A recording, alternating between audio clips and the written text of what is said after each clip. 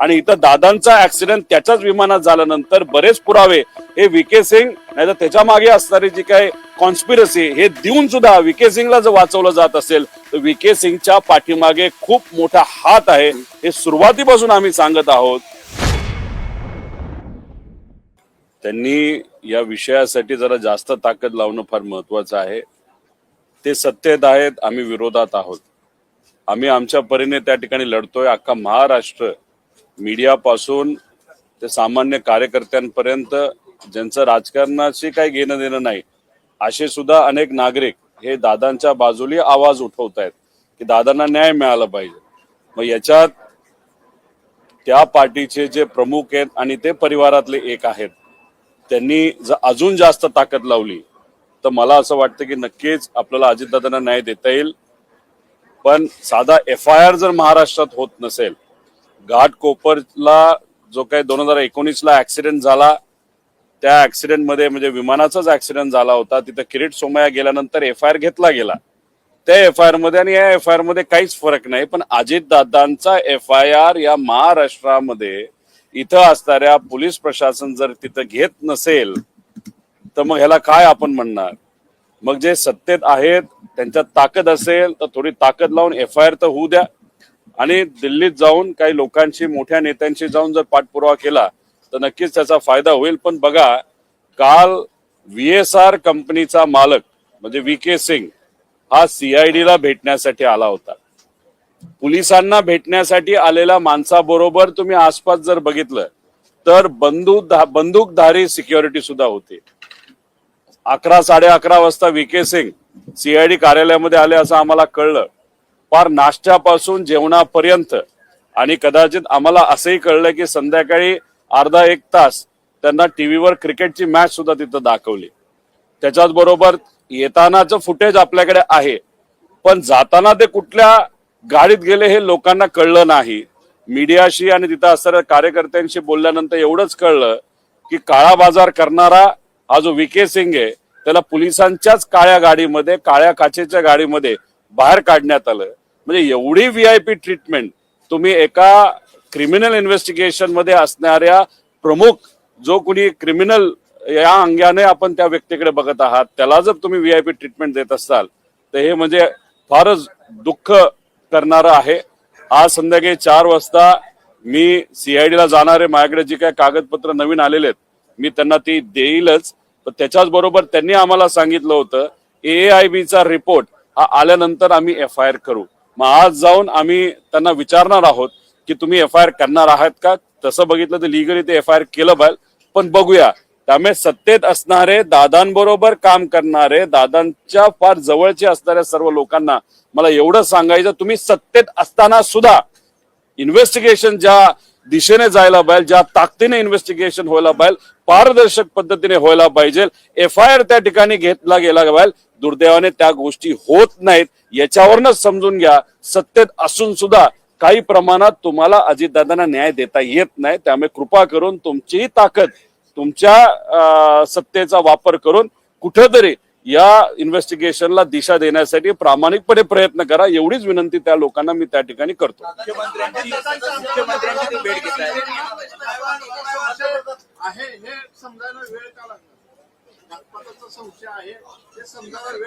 नाही, तो त्यांना विचारलं पाहिजे, त्यांना त्या ठिकाणी उशीर का लागला। आता ठीक आहे, आम्ही आमच्या लेवलवर तिथं लढतोय। आमचं फक्त एवढंच, जेवढा उशीर केला जाईल तेवढे कागदपत्र हे रंगवले जातील हे आम्ही सुरुवातीपासून तिथं सांगतोय। म्हणूनच तुम्ही जर बघितलं तर महिना, आता 1.5 महिना होईल काही दिवसानंतर, तरी सुद्धा त्या व्हीके सिंगला नाही तर त्याच्याकडे असणारे कागदपत्र अजून सुद्धा ताब्यात घेतले नाहीत। आणि मग त्या अनुषंगाने कुठेतरी हे इन्व्हेस्टिगेशन मॅनेज केलं जातंय, काही लोकांना वाचवलं जातंय असं आपल्याला म्हणावं लागेल। सुरुवातीपासून आम्ही म्हणतोय की ह्याच्या मागे काहीतरी कॉन्स्पिरसी आहे, पण कॉन्स्पिरसी आहे असं बोलून सुद्धा, बरेच पुरावे देऊन सुद्धा इन्व्हेस्टिगेशन काही योग्य दिशेने गेलं नाही। CBI कडे प्रस्ताव पाठवला असं म्हणतात। सुशांत सिंगच्या बाबतीत तिथे बिहारच्या मुख्यमंत्र्यांनी प्रस्ताव पाठवल्यानंतर 2 दिवसामध्ये प्रस्ताव हा CBI स्वीकारला आणि महाराष्ट्रातला मराठी नेता दुर्दैवी मृत्यू त्या ठिकाणी ऍक्सिडेंट मध्ये होऊन सुद्धा CBI कडे हा प्रस्ताव पाठवून सुद्धा 22 दिवस झाले तरी प्रस्ताव तिथं स्वीकारला जात नाही। हे का, हे प्रश्न लोकांना पडलेत। पण सत्तेत असणाऱ्या लोकांना सुद्धा हे पडले असावेत मला असं वाटतं. त्यामुळे कसा ज्या पद्धतीने पाठपुरावा करता येईल तो करावा, व कृपा करून न्याय द्यावा एवढीच विनंती तिथं करतो. पोलिसांच्याच गाडीमधून नेण्यात आलं अशी माहिती कळते. त्यामुळे राजकीय दबाव आहे का सीआयडीवर सुद्धा असं तुम्हाला वाटतं? मी सुरुवातीपासून सांगतो VK सिंगला वाचवलं जातंय. आता याच्यामध्ये 2023ला एकनाथ शिंदे साहेबांचं विमान जे महाराष्ट्रातून म्हणजे मुंबईतून ते उडालं, बहारेनला गेलं, बहारेनवरनं मी इराण आणि इराकच्या काय गोष्टी सांगितल्या, तिथेही VK सिंगचंच विमान होतं आणि ते एक फार मोठा गोंधळ त्या ठिकाणी तिथं झाला होता. त्याच्यामध्ये एकनाथ शिंदे साहेब ज्या विमानात होते ते विमान इराणच्या गव्हर्नमेंटकडनं नाही तर त्या डिफेन्सकडनं हे पाडण्यात सुद्धा येऊ शकलं असतं. माझा मराठी नाही तर महाराष्ट्राचा एखादा VIP ला तशी परिस्थिती नाही तर त्या सिच्युएशन मध्ये टाकलं जात असेल तरी VK सिंगला वाचवलं जातं. आणि इथं दादांचा ऍक्सिडेंट त्याच्याच विमानात झाल्यानंतर बरेच पुरावे हे VK सिंग नाही तर त्याच्या मागे असणारी जी काय कॉन्स्पिरसी हे देऊन सुद्धा VK सिंगला जर वाचवलं जात असेल तर VK सिंगच्या पाठीमागे खूप मोठा हात आहे. हे सुरुवातीपासून आम्ही सांगत आहोत. अनेक मोठ्या नेत्यांची नाही तर त्यांच्या जवळच्या व्यक्तींची विमानं VK सिंग स्वतःच्या कंपनीच्या माध्यमातून उडवतो. बऱ्याच लोकांचा पैसा VK सिंगच्या कंपनीमध्ये असला असल्यामुळे त्याचे पुरावे आम्ही दिले असल्यामुळे VK सिंगला वाचवलं जातं. पण या चिरकुट माणसाला वाचवण्याच्या नादामध्ये अजितदादांचा जो काही घातपात नाही तर घात झाला नाही तर ऍक्सिडेंट झाला, अजितदादांना मात्र त्या ठिकाणी न्याय देता येत नाही. ही फार दुर्दैवी गोष्ट आहे.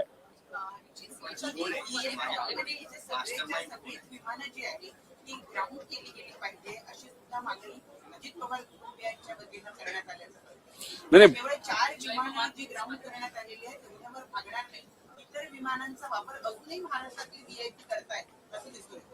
मी तीच भूमिका मांडतोय, जयली सुद्धा तीच भूमिका मांडली. त्याचं कारण असं आहे की दादांच्या बाबतीत जे घडलं ते दुसऱ्या नेत्यांच्या बाबतीत घडू नये.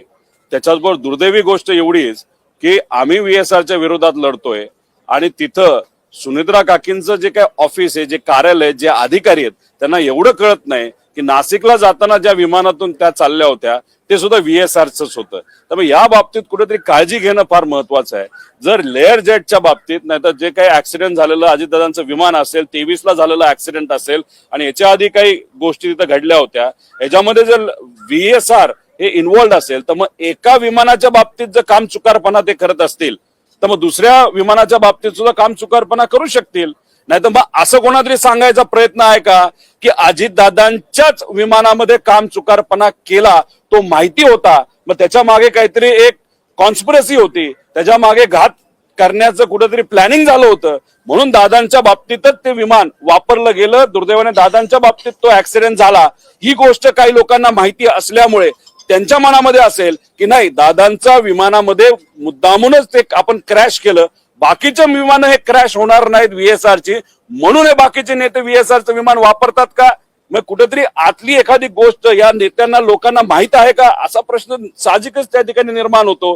त्यामुळे जर दादांच्या विमानाच्या बाबतीत जर ऍक्सिडेंट झाला असेल आणि त्यात काही नॉन कम्प्लायन्सेस असेल हे DGCRच म्हणतंय, तर मग त्या बाबतीत बाकी विमानामध्ये सुद्धा नॉन कम्प्लायन्स असू शकतो आणि ऍक्सिडेंट होऊ शकतो. त्या बाबतीत काळजी घ्यावी.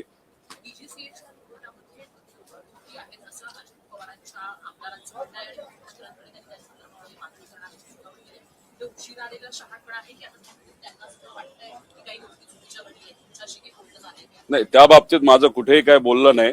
ठीक आहे, उशिरा काही प्रमाणात त्यांच्याकडनं पुढाकार घ्यायला सुरुवात झाली असली तरी ते पुढाकार घेत आहेत ही चांगली गोष्ट आहे. कारण का या लढ्यामध्ये एक विरोधात असणारा आमदार नाही तर एक पार्टी, ज्याच्यामध्ये आम्हाला सुप्रियाताईंची मदत आहे, आमच्या पार्टीची मदत आहे, कार्यकर्त्यांची आहे, सगळ्यात महत्वाचं मीडियाची मदत या अजितदादांना न्याय देण्यासाठी खूप मोठ्या प्रमाणात आणि महाराष्ट्रातले लोक सोशल मीडियावर त्या ठिकाणी लिहित आहेत. तर नेते जे सत्तेत आहेत त्यांनी सुद्धा जर मदत केली तर नक्कीच त्याचा फायदा होईल. उशिरा का काय तो त्यांचा विषय, पण आता तरी मदत करून FIR होणं, FIR का व्हावं, कारण का त्या दिशेने आपल्याला ते इन्व्हेस्टिगेशन तिथं नेता येईल, काही डॉक्युमेंट्स आपल्याला मिळतील आणि त्या डॉक्युमेंटचा अभ्यास करून नक्कीच काय खरं घडलं हे आपल्याला तिथं कळू शकतं. हा विमान अपघात जरी असला तरी काही लोकांकडनं असा संशय व्यक्त केला जातोय की हा सुनियोजित मर्डर आहे. या सगळ्या संदर्भात सातत्यानं वाच्यता पण होते. स्वतः पवार कुटुंबीय अर्थातच सुनेत्रा पवार, पार्थ पवार यांच्याकडनं देखील या विमान अपघाताच्या संदर्भात शंका उपस्थित केलेली आहे. मी हेच म्हणतोय, आता बघा की अजितदादा कुठल्या कंपनीच्या विमानात गेले? VSR. आता VSR कंपनीच्या विमानात दादा गेल्यानंतर तरी सुद्धा दुसरे VSR ची विमानं बाकीचे नेते आणि मोठे मोठे व्यावसायिक त्या ठिकाणी वापरत असतील तर मग कुठेतरी आपल्याला हेच म्हणावं लागेल की कदाचित काही लोकांना माहिती असावं की दादांचं जे विमान होतं त्याच्यामध्ये मुद्दामूनच काहीतरी घोळ केला होता आणि त्याचा तिथं ऍक्सिडेंट झाला आणि बाकीची विमानामध्ये घोळ नाही ते आपण वापरू शकतो. मग काही लोकांना हे माहिती आहे का की दादांचं विमान हे खराब होतं, मुद्दामून त्यांना दिलं आणि मुद्दामून त्या ठिकाणी त्याचा ऍक्सिडेंट केला? मग आम्ही त्याच अँगलनी बोलतोय की टेक्निकल इन्व्हेस्टिगेशन AAIB करते, पण ते सुद्धा त्यांच्या अधिकाऱ्यांना वाचवण्याचा प्रयत्न करते आणि VSR ला. त्यामुळे याच्यामध्ये रूल 12च्या अंतर्गत जे इन्व्हेस्टिगेशन झालं तर आपल्याला क्रिमिनल पण करता येतं, त्याच्यामध्ये आपलं टेक्निकल सुद्धा करता येतं आणि त्याच्यावर एक वचक ठेवण्यासाठी आपल्याला एक कमिटी सुद्धा निर्माण करता येईल. उद्या परवा तेरवा 3-4 दिवस मी सुद्धा दिल्लीला जाऊन काही नेत्यांना त्या ठिकाणी भेटणार आहे. एकनाथ शिंदे साहेब आता येत आहेत. महाराष्ट्रातल्या प्रमुख पार्टीच्या प्रमुख पैकी एकनाथ शिंदे साहेबांची भेट आमची राहिली होती. आज त्यांना भेटून उद्यापासून दिल्लीमध्ये सुद्धा पार्लमेंटमध्ये हा मुद्दा कसा घेता येईल या बाबतीत मी प्रयत्न करणार. हे आमचे प्रामाणिक प्रयत्न आहेत. यश येईल नाही येईल माहित नाही, पण शेवटी प्रयत्न तरी करतोय याचं समाधान आम्हा सगळ्यांना त्या ठिकाणी आहे. गेल्यानंतर पंतप्रधान नरेंद्र मोदींची सुद्धा पार्थ पवार भेट घेणार आहेत. तुम्ही सुद्धा प्रयत्न केला होता अमित शहा आणि नरेंद्र मोदींची भेट. तुम्ही जाणार आहात का जर असं भेट होत असेल त्यांच्यासोबत? नाही, विषय एवढा आहे की ते सत्तेत आहेत. खासदार न होता सुद्धा ते आधी भेटू शकले असतील, नाही तर भेटले सुद्धा होते. त्यावेळेस कुठेतरी ताकदीने पाठपुरावा करणं हे महत्वाचं होतं. कदाचित त्या बैठकीमध्ये चर्चा सुद्धा झाली असावी असं आपल्याला म्हणावं लागेल. त्यामुळे खासदार होण्यासाठीच थांबणं हे योग्य नाही.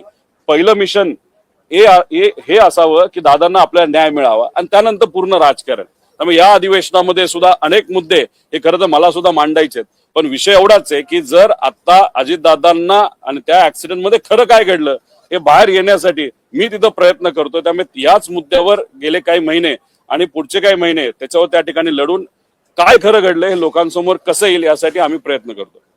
विधान परिषदेमध्ये अजितदादांच्या निधनावर चर्चा होती. ती कार्यक्रम पत्रिकाही नंतर कॅन्सल करण्यात आली, चर्चा झाली. काय नाही, त्याच्यावर जास्त मी काय बोलणार नाही, पण असं कळतं की सोमवार मंगळवारी त्या बाबतीत चर्चा होईल. पण तरी सुद्धा जर पुढच्या आठवड्यात ती चर्चा झाली नाही पण मग ते दुर्दैवी गोष्ट आहे असं आपल्याला म्हणावं लागेल. दादा, पण यामागे मास्टर माइंड कोण आहे? वारंवार संशय व्यक्त केला जातोय, पण कोण आहे नेमकं याच्या मागे? कुठंतरी आम्ही जी काय माहिती गोळा केलेली आहे, जी काय माहिती आमच्याकडे आलेली आहे त्याच्यामध्ये आपण जर बघितलं तर एवढी मोठी ताकद VSR ला आणि DGCAच्या काही अधिकाऱ्यांना आणि काही इतर लोकांना वाचवण्याचा प्रयत्न त्या ठिकाणी केला जातोय. त्याचा अर्थ आपण ज्या दिशेने चाललेलो आहे ती योग्य दिशा आहे. नक्कीच लवकरच याच्या पाठीमागे कुठली संस्था आहे का व्यक्ती आहे हे आपल्याला कळल्याशिवाय त्या ठिकाणी राहणार नाही. त्यामुळे आपण इन्व्हेस्टिगेशन करत असताना खोलात जाणं फार महत्वाचं आहे. त्यामुळे पूर्वी काय गोष्टी घडल्या होत्या, आता काय घडल्यात, एकनाथ शिंदे साहेबांचंच विमान बिना परवानगीचं इराणमध्ये का गेलं, त्यांना तिथं कशाला त्या डिफेन्सली काय इन्स्ट्रक्शन दिल्या होत्या याचं इन्व्हेस्टिगेशन होणं महत्वाचं. कारण एकनाथ शिंदे साहेब त्यावेळेस मुख्यमंत्री महाराष्ट्राचे होते, मराठी माणूस, आणि दादांच्या बाबतीत सुद्धा त्याच कंपनीच्या माध्यमातून ही घटना घडते. त्यामुळे या दोन्ही घटनेला कुठं काही लिंकिंग आहे का? त्यामुळे क्रिमिनल इन्व्हेस्टिगेशन करत असताना वेगळे अँगल त्याच्यामध्ये घेणं महत्वाचं आहे. पण दुर्दैव असं क्रिमिनल इन्व्हेस्टिगेशन अजूनपर्यंत सुरू झाली नाही. पण तुम्ही आणि आपण सर्वजण जो लढा लढतोय त्याचे जे प्रेशर येते म्हणून VK सिंगला कुठेतरी बोलावलं जातं. पण दुर्दैव असं VK सिंगला बोलून VIP ट्रीटमेंट दिली जाते. पोलीस स्टेशनला प्रायव्हेट सिक्युरिटीचे लोक बंदूक घेऊन त्या ठिकाणी आत जातात. याच्यामध्ये म्हणजे CIDची पण किंमत राहिली का असा प्रश्न पडायला लागला.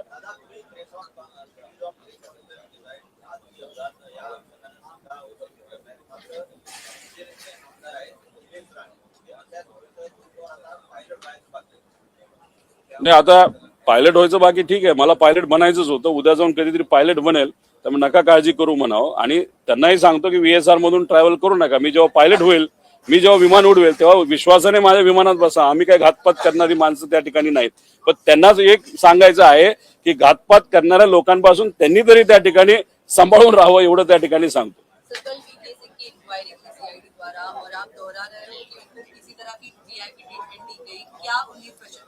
देखो VK सिंह सुबह 11 साढ़े 11 बजे CID के जो मुख्यालय पुणे में है वहां पे वो आए थे.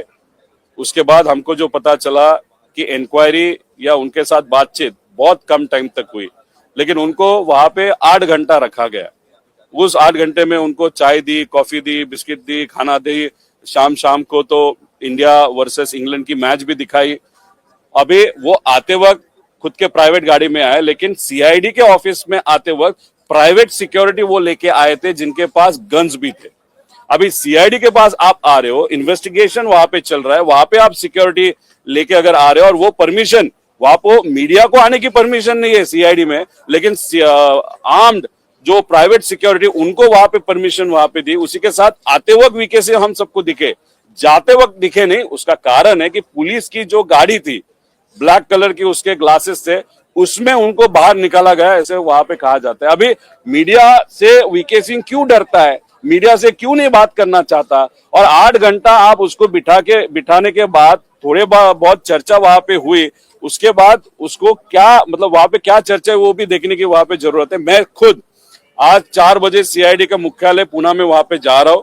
मेरे पास जो डॉक्यूमेंट्स आई है वो वहां पे हमको सबमिट करनी है, जो भी नए चीजें मेरे पास वो आई है, और मैं वहां पे सीआईडी को जाके पूछने वाला हूं कि आपने बोला था कि एआईबी का रिपोर्ट पहला आने दो, उसके बाद हम एफआईआर करेंगे। अभी रिपोर्ट आके 5 दिन हो गया, अभी हमारी अपेक्षा है कि आज हम वहां पे जाने के बाद एफआईआर वहां पे ली जाएगी।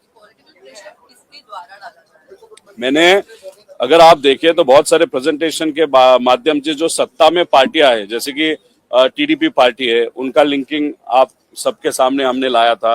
बीजेपी के कुछ इंडस्ट्रियलिस्ट है, उनका लिंकिंग लाया था। कुछ एमएलए एमपी से है, बहुत पैसे वाले बीजेपी के एमएलए, उनका वहां पे लिंकिंग लाया था। उसी के साथ कोलकाता के जो खोखला कंपनियां है, जो जिसको खोखा कंपनी बोलते हैं, उसके माध्यम से 850 करोड़ कैसे लाए, और वो 850 करोड़ से 80 करोड़ वीएसआर में कैसे गए, वो भी प्रूफ हमने वहां पे दिया। मतलब यहाँ पे बहुत बड़ा पैसा और बहुत बड़ी पावर ये वीएसआर कंपनी के पीछे है, और इसके पीछे ये जो लोग हैं वो शायद प्रेशर ला रहे कि अजीत दादा को वहां पे न्याय न दिया जाए या इन्वेस्टिगेशन प्रॉपर्ली नहीं किया जाए, वीएसआर को बचाया जाए, जिसके कारण ये जो नेता है वो बचेंगे, और दूसरी बात जिनका पैसा इस कंपनी में वो भी बचेगा। मतलब पैसे को ज्यादा महत्व वहां पे दिया जा रहा है, क्रिमिनल एंगल से कोई भी इन्वेस्टिगेशन वहां पे नहीं हो रही।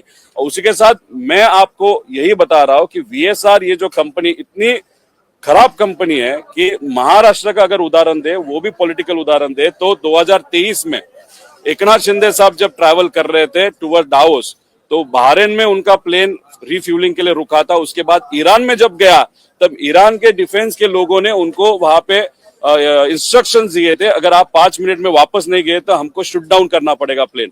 मतलब वीएसआर तब भी था, एकनाथ शिंदे तब मुख्यमंत्री थे, महाराष्ट्र के बहुत बड़े नेता थे, और फिर आज दादा के साथ जो हुआ वो भी बड़े नेता थे, उप मुख्यमंत्री थे। अभी वीएसआर दोनों में कॉमन है, वीके सिंह दोनों में कॉमन है। वीके सिंह का और बड़े बड़े नेता और बिजनेसमैन का रिलेशन हमने आप सबके सामने, लोगों के सामने वहां पे लाया, तो कोई ना कोई तो भी इस कॉन्स्पिरेसी के पीछे है। दादा के बारे में तो कॉन्स्पिरेसी है, हम तो बोल ही रहे, लेकिन एकनाथ शिंदे साहब के पीछे भी कि कॉन्स्पिरेसी थी क्या, वो रिसर्च या इन्वेस्टिगेशन करने की बात है।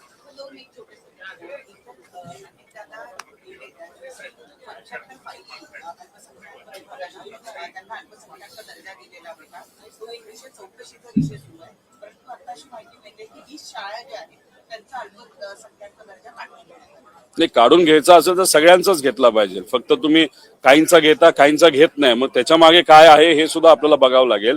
आणि सुनित्रा काकींनी जर सांगितलं असेल की नाही ह्यात इन्व्हेस्टिगेशन झालं पाहिजे, तर इन्व्हेस्टिगेशन होऊच तर मग ही फाईल तशीच ठेवणं महत्वाचं आहे। त्यात सिलेक्टिव्ह जर काही केलं असेल तर ते सुद्धा कुठेतरी बघण्याची जरूरत आहे।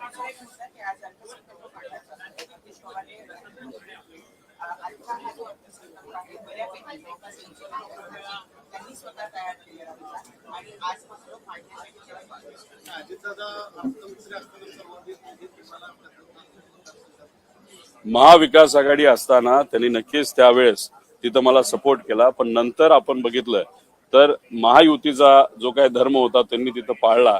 त्यानंतर मला त्यांनी निधी दिला नाही, पण जेव्हा केव्हा आम्ही त्यांना भेटायचो, काही अडचण असेल तर ती अडचण सोडवण्यासाठी प्रामाणिक प्रयत्न त्या ठिकाणी करायचा। राहिला प्रश्न बजेट मांडण्याचा, अजून 2 वेळा जर बजेट दादांनी तिथं मांडलं असतं तर या महाराष्ट्रामध्ये सगळ्यात जास्त वेळा बजेट मांडणारा कोण नेता होता तर अजितदादांचं नाव त्याच्यामध्ये घेतलं गेलं असतं. ही दुर्दैवी घटना जर घडली नसती तर नक्कीच दादा यावेळेस सुद्धा त्यांनी मांडलं असतं, पुढच्या वेळेस त्यांनी मांडलं असतं आणि या राज्यातलं एक जे एक मानाचं पद नाही तर मानाचं जी गोष्ट आहे की अर्थसंकल्प सगळ्यात जास्त मांडणारा एक नेता म्हणून त्यांचं नाव घेतलं जातं, हे आज होणार नाही याचं दुःख नक्कीच आहे. आणि दादा मांडत असताना फायनान्शियली सुद्धा ते फार स्ट्रिक्ट असायचे की राज्याला कुठे अडचण आली नाही पाहिजे, उगाच एखादी योजना आणायची म्हणून आणणं हे योग्य नाही, त्याच्या मागे जर प्रोव्हिजन असेल तरच ती योजना आणणं तिथं महत्वाचं आहे. त्यामुळे कुठेतरी एक शिस्त असायची.